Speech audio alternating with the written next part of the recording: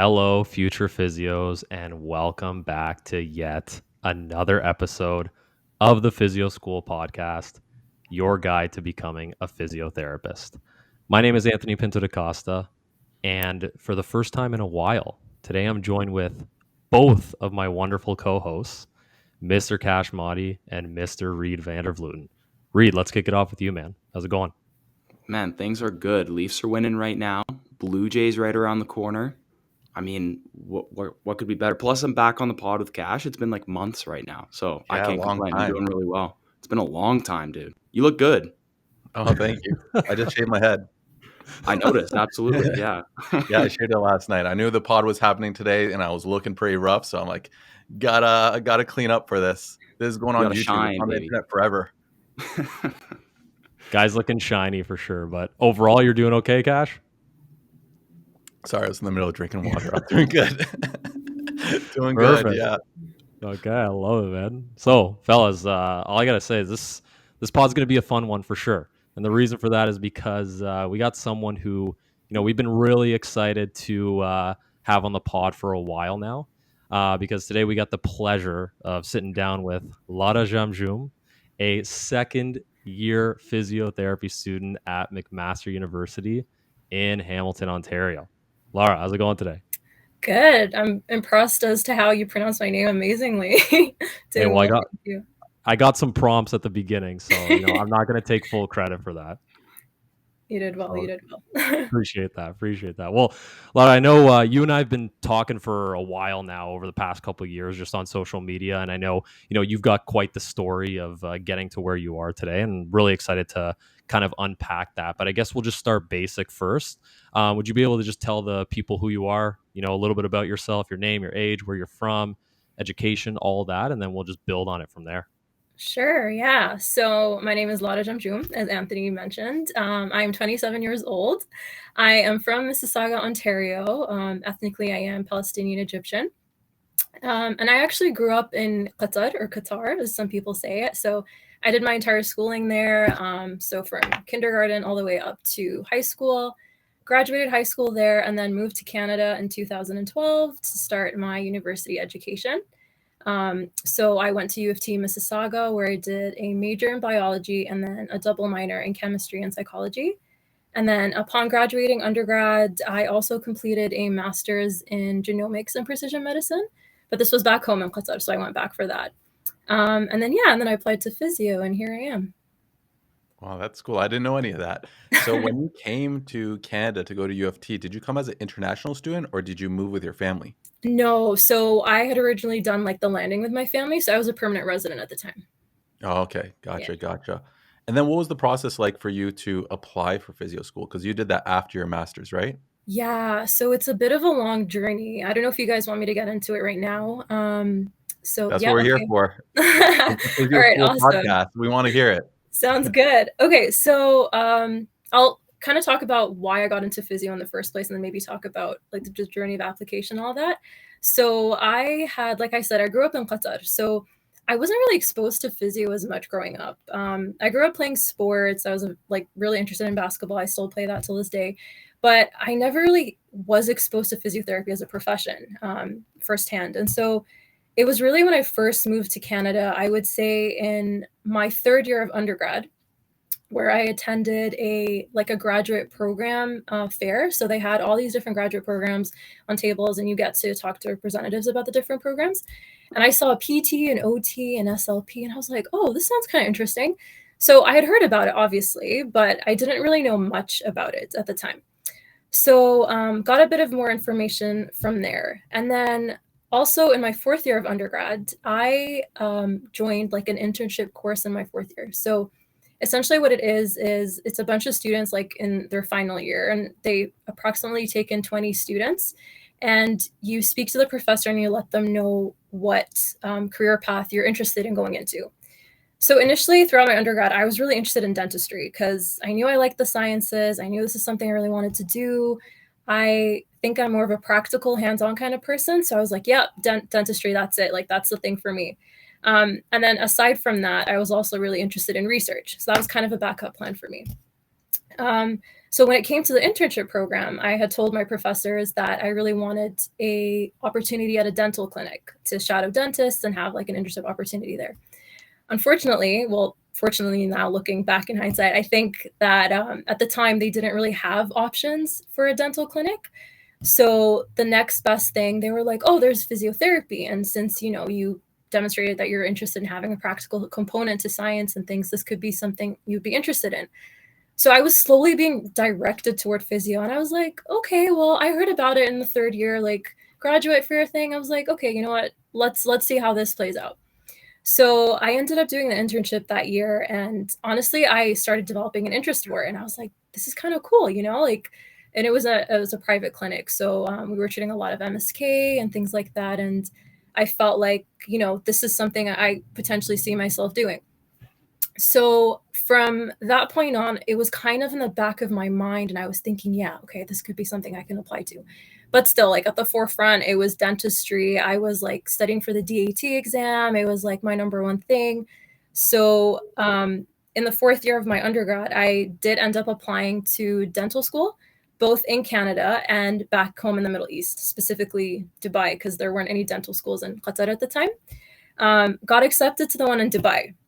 So obviously that was like a dream come true for me. I was like, yes, I got into dental school. This is what I want to do. So I ended up moving back to the Middle East for that year. Now, little did I know, once I actually was in dentistry or dental school, I started feeling like this wasn't the right fit for me. And you guys can imagine, right? Like I've been spending like my entire undergrad preparing for this dream. And I thought that this is something that I wanted and, studied and spent so much time and money on it, only to realize that I didn't feel like I completely belonged there. And so it was a tough decision to make, right? Because it was a 5-year program. So and it's going to cost a lot of money and time. So I really had to make the decision if I wanted to continue down this path or, go back to my second backup plan, which was physio or research. So I made the decision to leave dental school, which was really tough.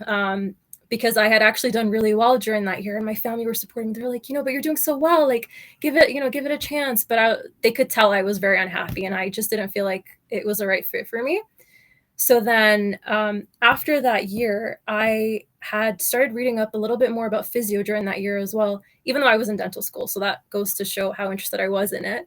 And I was still interested in research as well. So I told myself, okay, I'm going to apply to both and see how it works out. So I had applied to my master's in genomics and precision medicine. This was in Qatar. And then I also applied to PT school in Canada. And I think at that time I had only applied to MAC. Okay. So I didn't get accepted the first time around. And obviously I was super upset by that because I thought, oh man, I felt like this is something that I could do. But I got accepted into my research program. And obviously I still had an interest for that. So I wasn't too bogged down by that. So during my master's research, obviously I learned so much about, genomics and precision medicine, and my thesis was based on immunology, and that's something I always had an interest for.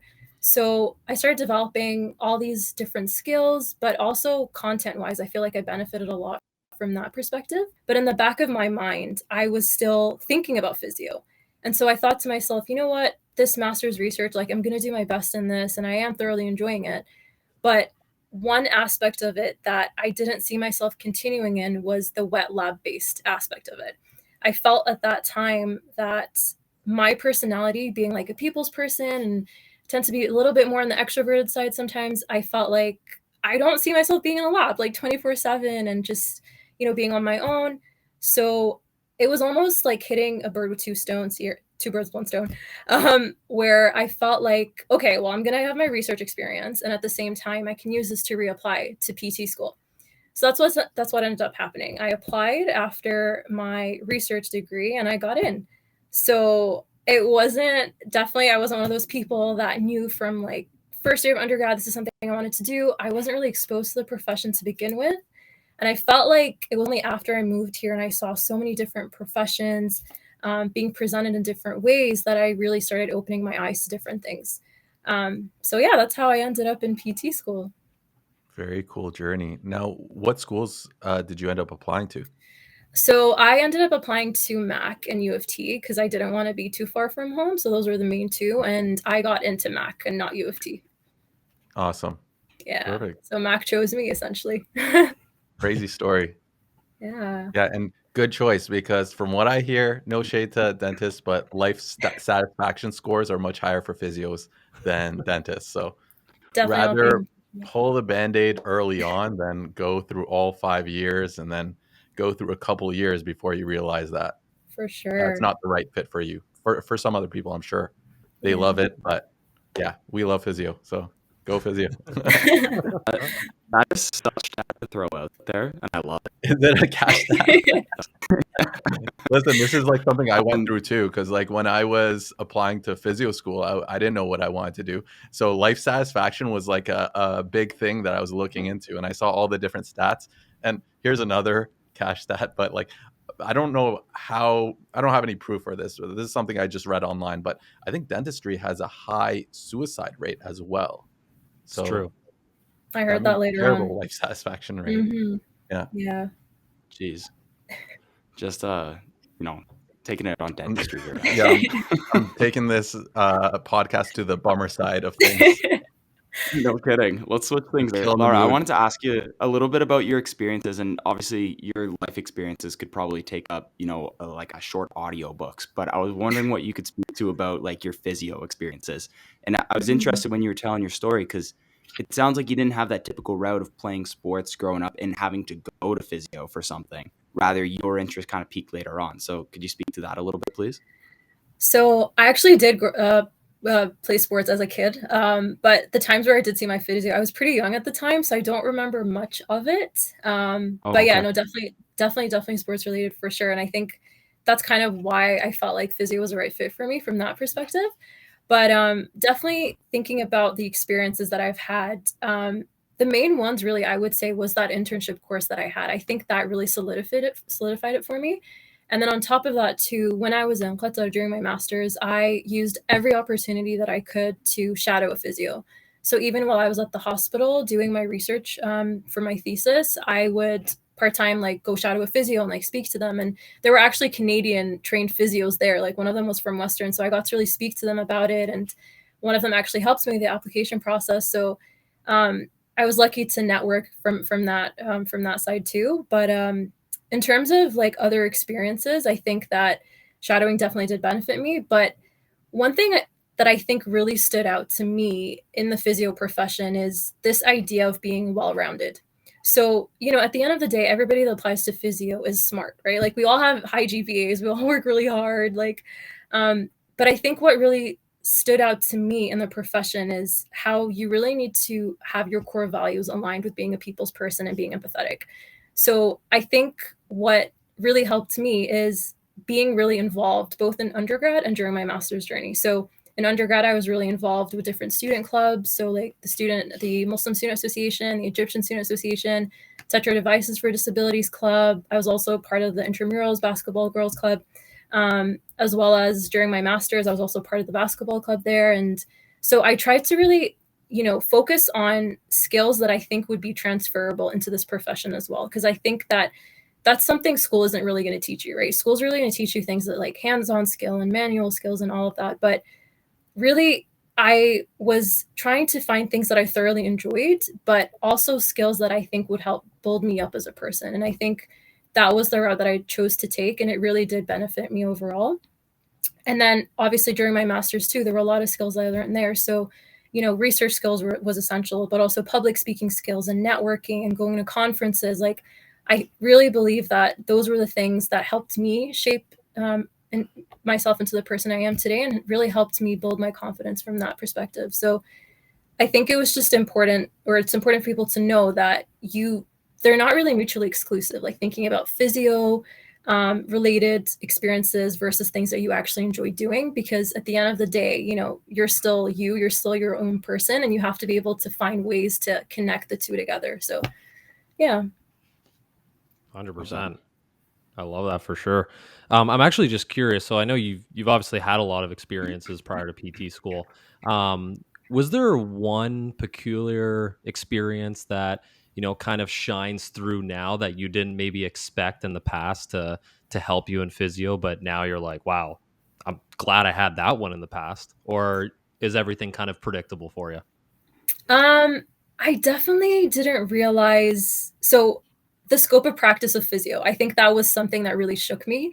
And I didn't know much about it up until I started shadowing the physio in Qatar when I was there. So when I started talking to him a lot about, the stuff that he does and more about the profession, that's when I was like, wow, like, so you don't just treat like MSK, like there's so much more to it. So I think from that point on, and then doing my own research from there on, I started falling in love with it even more. So that was probably the highlight of it.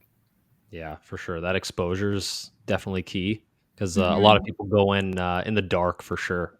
100%. Um, yeah, for sure. So, I just wanted to also ask just about the McMaster PT program. So, a lot of people who are listening to this podcast, they kind of want to know the structure of it all, right? Mm-hmm. Because physio school just seems like this big thing that we eventually want to get to, but we don't know too much about what goes on the inside. So, because you're on the inside. We are hoping you could provide a little bit of insight to the listeners today. So, I just wanted your take on just the brief overview of the McMaster PT program.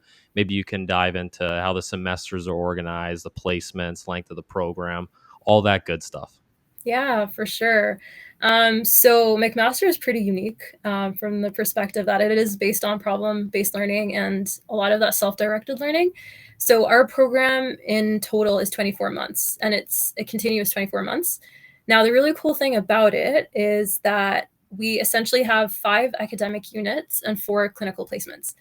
But the way it's structured is that we have an academic unit, and then we have a clinical placement, and then an academic unit, and then a placement. So it's really nice to kind of be able to apply what you've learned right after a specific unit. I think that's helped us all in many, many different ways. And the cool thing about it too is it follows something called a spiral curriculum. So essentially in unit 1, let's say, we learn things like range of motion, right, of the shoulder, for example. Unit 2 will start to dive into specific shoulder conditions. Unit 3 will start to dive into special tests. So you're constantly building on that material as you're going along. So it's essentially the same courses, but you're revisiting stuff that you've learned initially and then building up on that. So it was just, for me personally, it's a really natural way of learning, and it helps to consolidate the information and gives you the opportunity to kind of go back to stuff that you've learned to make sure that you know it really well. And another thing about our units as well is that it incorporates all 3 systems, right? So unit 1 up until unit 5, it incorporates both like MSK, neuro, and CVR, all 3 systems. So that's really unique in a way because not only are we sort of acclimatized to think of our patient as a whole person, right? Because you're never just treating one system, you're never just treating MSK, you're treating all 3 essentially. So it kind of helps you think of your patients as a whole. But at the same time, what's really useful is that, let's say in unit 1, I learned all 3 systems. So my first clinical placement is in acute care, for example, right? And so because I had covered some CVR in my first unit, I am already going into CP1 with some information, with some background knowledge. Whereas before, the curriculum, the way it was set up, it was kind of divided into the different systems. So I think it was like unit 1 was just MSK. So even if you had an acute placement as CP1, you would basically go into CP1 like blindsided, like not knowing any neuro or not knowing any CVR stuff. So I think the way that they changed it now is super useful because you already have some knowledge from all 3 systems. So it doesn't really matter what placement you end up being in because it's random essentially.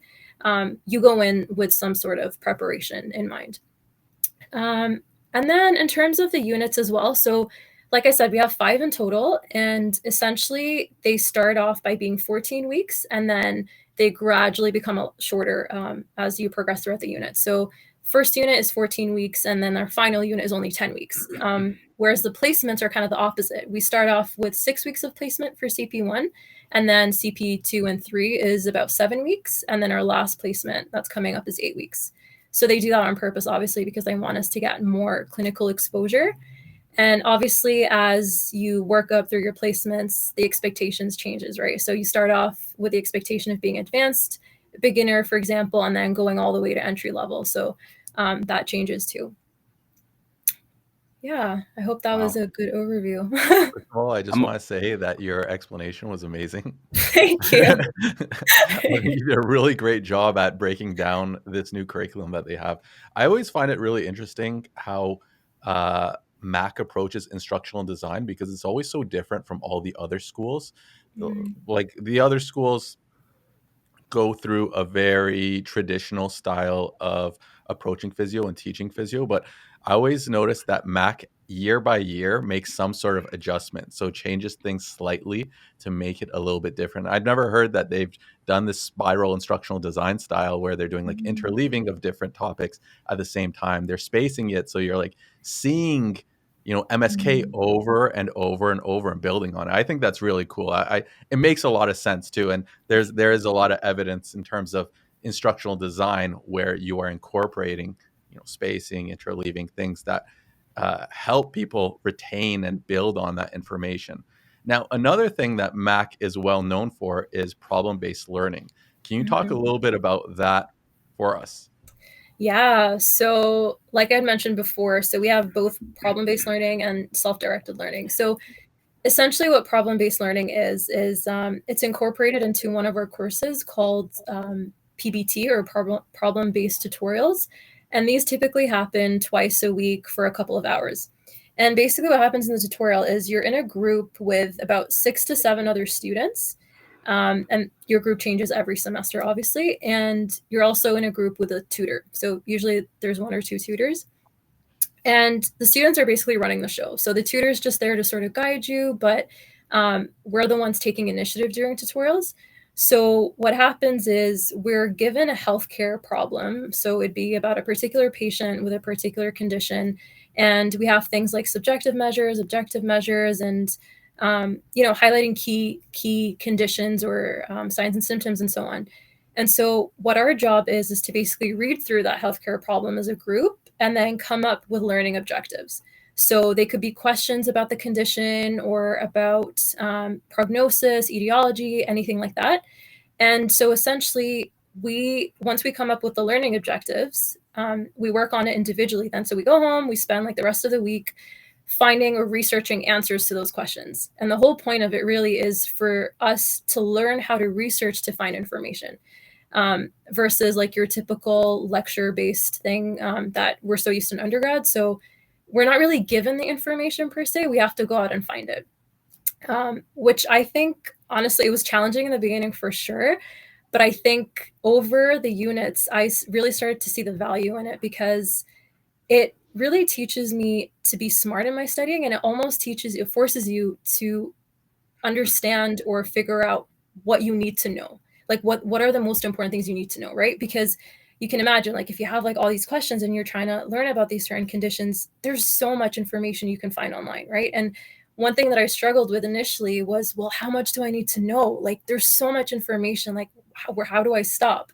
And we ended up spending so many hours initially, but then over time, you start to figure out what really are the key important things. And then one other thing too is when we go on placements, and then once we're faced with a particular condition or something that we don't really know or we've never seen, we already have those skills to kind of go online on our own and find that information, and also finding the best evidence and the most relevant and the most up-to-date evidence regarding that particular case. So I think it has been extremely useful from that perspective. But it was definitely challenging to sort of transition into that for sure. Do you think that you're? I think we have the same echo question here. too. I think we have the same Were question. you going to ask about her doing a research master's and Yes. helping her with Yes. PBL? Exactly Wow, what I great was minds think I alike. saw that coming. Wow. Yeah. That's awesome.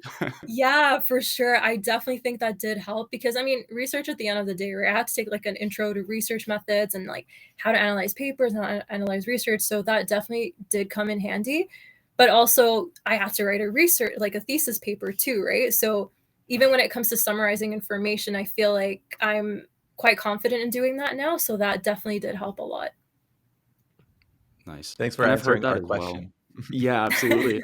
I've heard Yeah. that as well about the PBL learning style is that, once you get into the workforce, even if you're tasked with this weird, diff situation, the ability to find that extra info is it's easier coming out of a learning strategy like that. So I think that's going to be incredibly valuable for you going into the future as well, Lara.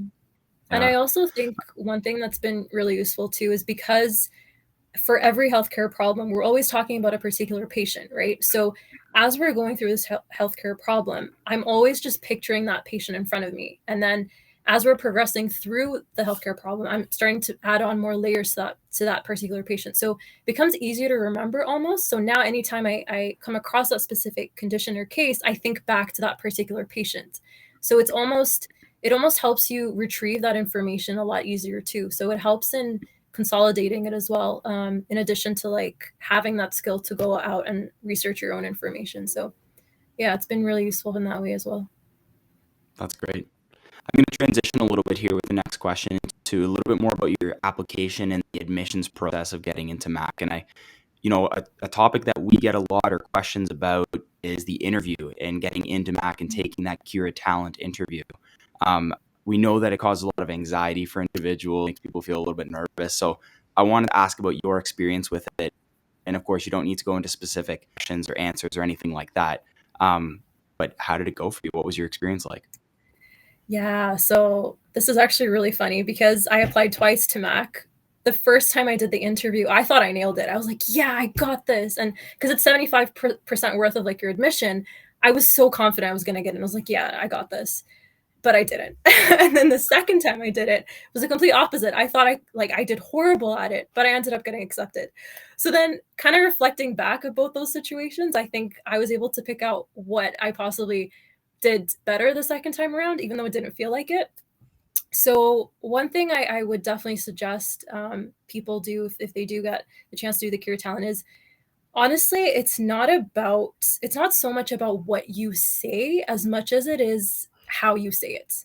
And obviously both are important, right? But I think the first time around, I was so focused on making sure I was saying something right and just getting something in within that time frame, rather than thinking about the fact that these are people that have never seen me. Like, this is the first time I'm actually speaking to them, right?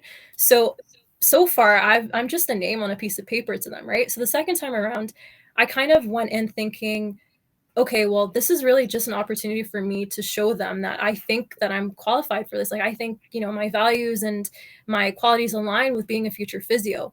So that alone, just going with that mentality and thinking about, just wanting to show them who I truly am, was probably what helped me do a lot better the second time around, I think. So I know a lot of people say things like, you can't really prepare as much for the Cure Talent, and because you don't really know what questions are going to come on. But I think one thing that I found helpful the second time around is I just sort of, I Googled random questions, like interview questions for graduate programs and things like that. The Cure Talent online has practice questions too that you can practice before doing the real thing. So I went over those a couple of times just to practice answering within a specific time frame, because I think that's what was worrying me the most. Like, I wanted to make sure I was able to actually say something within that time, and I had enough time to prepare to say something. So getting into that habit of just practicing that was important. And then another thing too is it's always very useful just to kind of go back to your resume and look back at the experiences that you've had, because I feel like that's always something that comes up in any interview, really, whether it's a job or a graduate application. So just kind of reminding yourself of what you've done and your experiences, and then coming up with potential questions in your mind and practicing those. I actually had a friend who went to medical school at Mac, so we were both preparing for it together. So we were on the phone, like timing each other, and that's always helpful too, right? When you're doing it in front of somebody, because like if you screw up, then that's fine. Like you still have to roll with it, rather than you practicing on your own. So I think that was helpful too. But definitely just keeping in mind that you're just really there for them to meet you in person, right? Like, or virtually per se, and giving them the opportunity for them to get to know you. So just being yourself. And it's so natural for you to stutter and not know what to say. Like, you don't know what the questions are going to be, right? So as long as you're trying your best to kind of think of the most appropriate answer, instead of thinking, well, what do they want me to answer? Like, what is the right answer? And thinking about it that way, I think that's probably the best way I would say you should go about it. And did you kind of find it unnatural at all because I know you have to kind of treat it like you're talking to somebody, but you're not really talking to somebody. Like, if you did, how did you kind of get over that too? Yeah, so I think definitely felt unnatural 100%. I think just any virtual thing is still very unnatural despite doing my entire PT degree online. But I think definitely the chiropractic questions helped, because that was, it was pretty much what the real thing would be like. So that was really helpful. And then just kind of focusing on the fact that, again, this is really the platform that they have, and you're wanting to just kind of put yourself as in the most genuine way as you possibly can. Like, it does feel unnatural. It did to me, but maybe it might be easier to some people, but it's something that I just had to practice over and over again. Yeah, it's the reason I asked it is because we hear that all the time. Like, people are always reaching out saying like it felt very unnatural. They don't know how it went, but it seems to be kind of the run of the mill response when it comes to it, for sure. For sure. Another question I wanted to ask you, I kind of wanted to go back to the PBL. Mm-hmm. So do you find that, like, on placements, like, because I know you've been through some places right now, has it helped you in that as well? 100%, 100%. So, like I mentioned, I think if there's anything I'm unsure about, I almost have this built-in initiative to go find it myself. Whereas like before, it was kind of, like an undergrad, you're sort of given like the textbook and this is all you need to know. You just have to study this really well. But now it's like, no, like I need to have that motivation and that drive to go find it myself. And then it also gives you a sense of control, because I then decide how much I need to know. Like, I don't have to, instead of being given a textbook with like all these different bullet points or whatever that I need to know, sometimes it's not so relevant, right? But with PBL, I get to decide, well, I think this is probably more applicable to my patient, for example, or I think this is enough information for me to proceed forward. So it definitely has helped in that way. And as Reed mentioned earlier too, like just being faced with a very novel situation, I think that comes in handy as well. Gotcha. And sorry, just building off that with the back to the PBL, staying on the topic of just feeling unnatural, because you kind of mentioned at the beginning, you're used to the didactic learning, you get thrown into that first semester. Typically, Mac students say it's difficult to adjust to. What's kind of that advice that you have for, say, a first year student going through right now who's like, I don't know if I can do this. Like, this just seems so out of my element, right? But knowing what you know now, going through the program, you're like, you end up adjusting. But is there anything that you have specifically that you'd say to those people?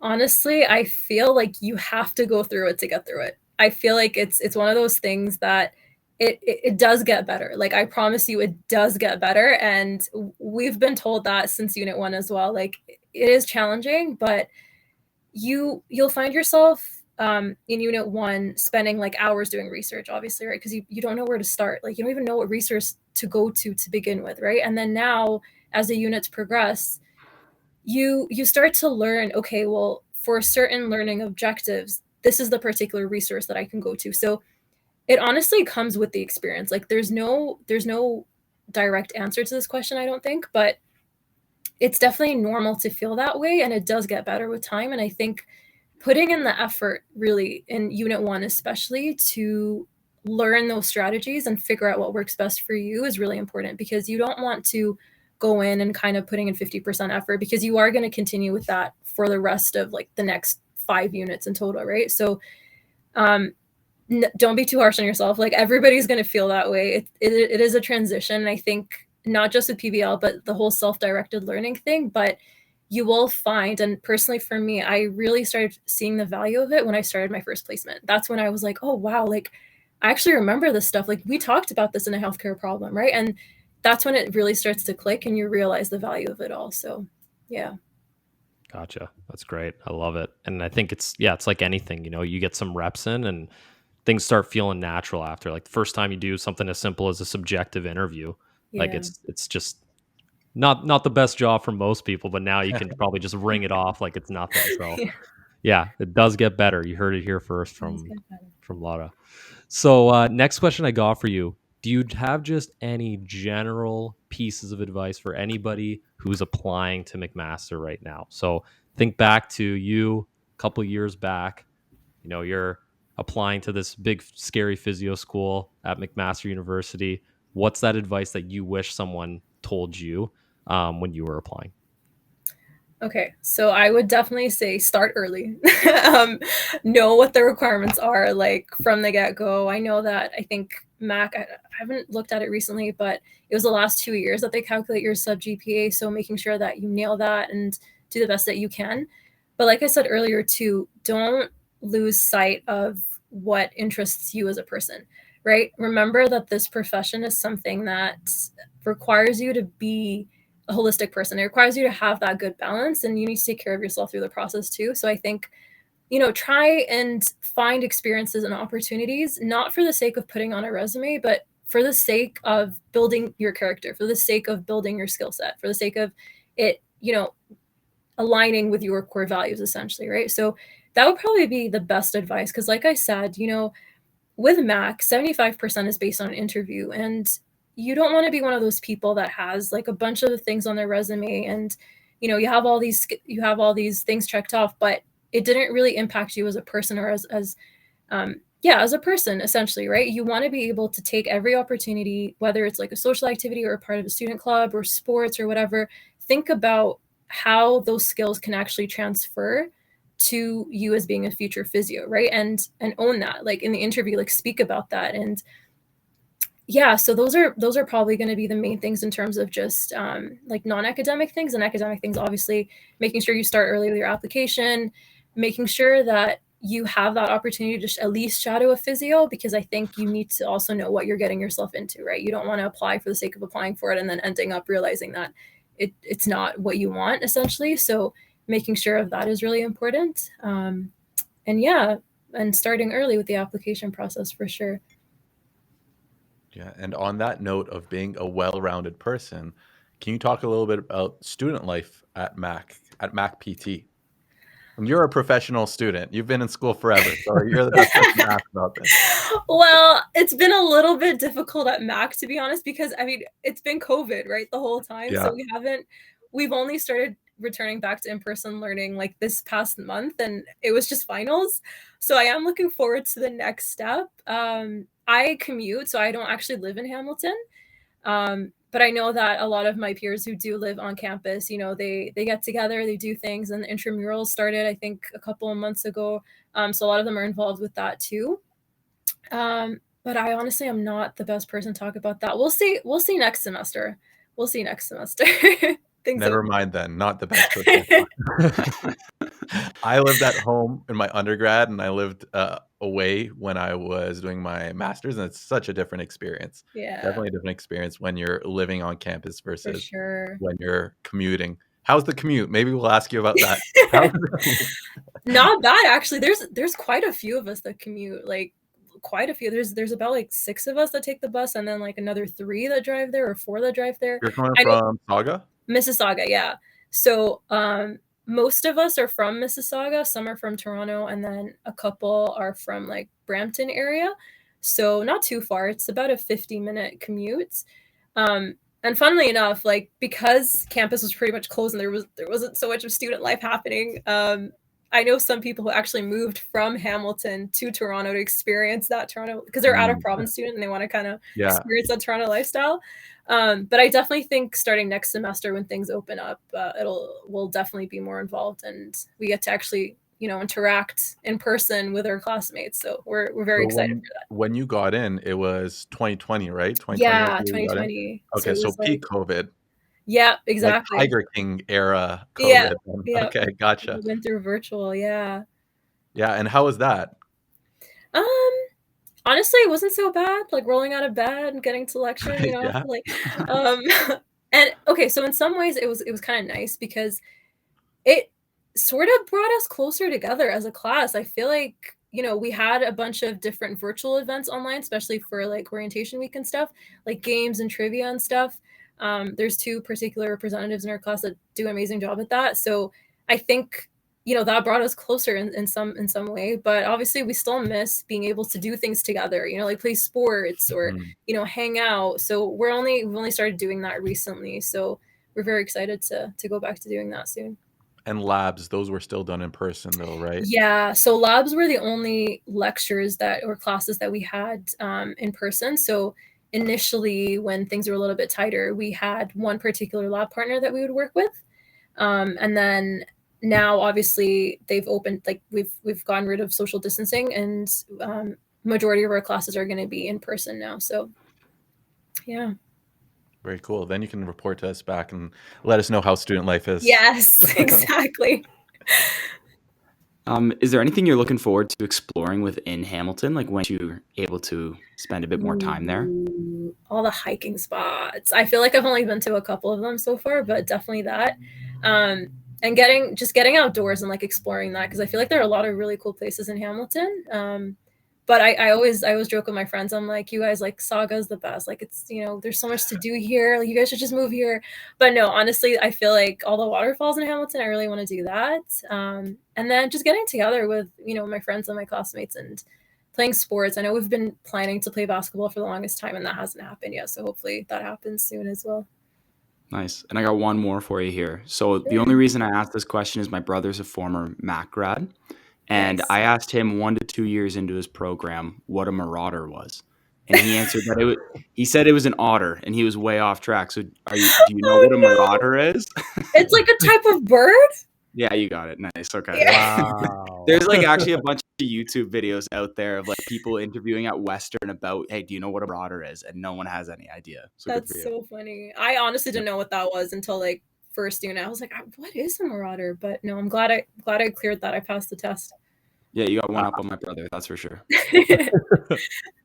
I definitely didn't know what that is, so that's a fun fact. We have a lot of fun facts on this podcast. Cash had one a couple episodes ago. Here's Reed. I had one in the Chatham episode. So we keep them coming with the fun facts for sure. Bunch of useless information up in here. You'll never need to know in your life. And we don't like dentists. Yeah. I'm so weird doing this on live. Nice to them. They're sad. Oh, that's for sure. So you are you're almost at home base here, finishing up the program. So what's next to come? What do you guys finish with? Like what's that tail end of the program look like for you? Yeah, so we actually start placement. Most of us start next Monday. Some of us start end of this week. So I actually start Friday, and it's our last placement. So this is going to be our last clinical placement, and that is 8 weeks long. And then we go back in June, I think second week of June. And yeah, we have our last semester, which is 10 weeks. And then we're done in August, which is crazy. So yeah, that's what's left. It's amazing. And like specific PC. Oh yeah. Yeah, you got to talk with Cash about that for sure. Yeah.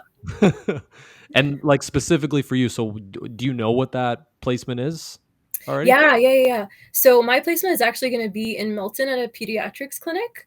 So super interesting. I feel like peds is definitely something I wanted to try out. My last placement was in an acute setting. It was at the McMaster Children's Hospital.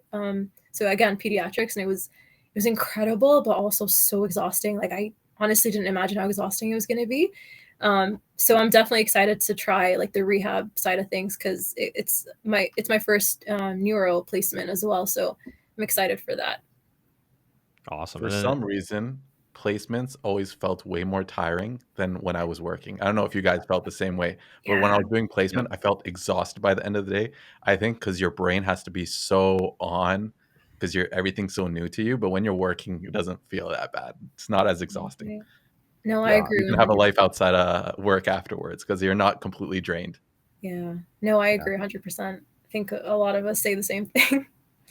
Yeah, and you're just like learning how to do the job, whereas like when you're in the field, like some of the things that maybe tire you out is just like things like caseload management and just knowing that you're shouldering that responsibility. Like I think when you're in school, at the end of the day, you always got that CI to lean on, and yeah.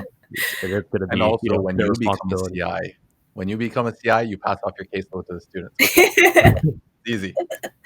Yeah, exactly. And I feel like obviously the more you go into your placements like CP4, there's a lot of expectations, right? You take on about like 90% of the caseload. So it does get more exhausting as you go up, but obviously it's a slow progress, and we're fit for it. So yeah, every time you say CP something, it reminds me of Chris Paul. I'm just thinking like CP3, yeah.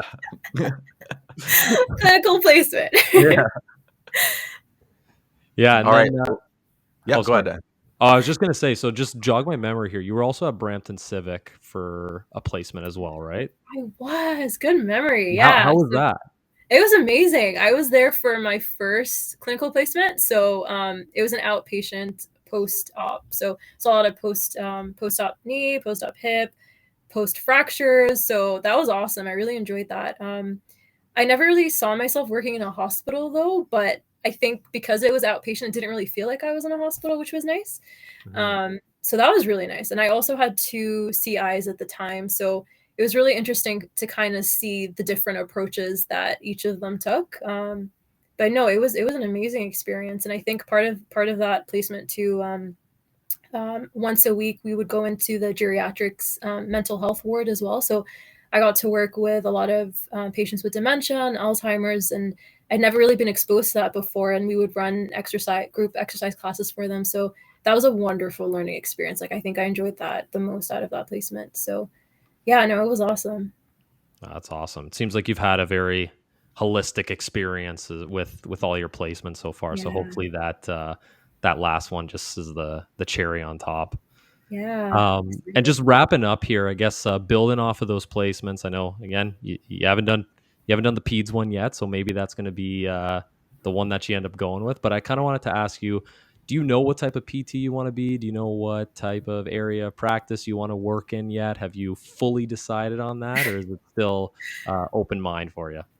I wouldn't say 100%, and I don't want it to be 100% because, like I said, I'm still keeping things open, but until I'm done like my clinical placements. But I'm definitely leaning more towards private practice and women's health.